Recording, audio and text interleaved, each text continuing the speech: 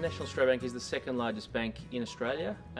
We support probably 35,000 physical end users, of which 45,000 endpoints. So we have a footprint not just in Australia but also internationally as well. With that comes a large amount of complexity. We support 2,500 applications, and as you can imagine, with that comes a lot of work, a lot of integration with a lot of the asset teams around the organisation.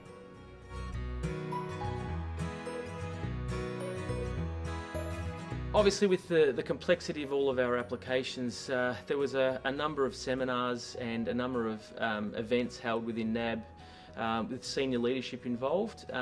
They essentially got a group of people together from all different parts of the organisation, and with that there was a question asked: what are the things that we can do to make your life easier? And one of those responses to that particular question was, fix our browsers.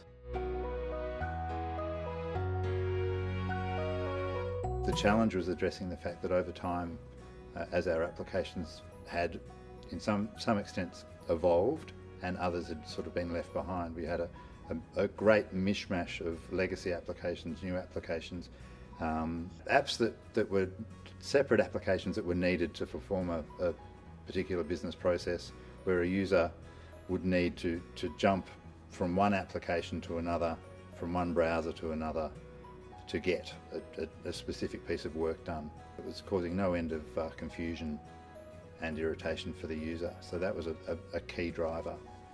We were in a position where we had every version of every browser that was available back to the 90s in the bank, and what that meant to an end user, being one of our colleagues that was serving a customer, is that they needed to launch certain applications in certain browsers, and you needed to know which application required which browser.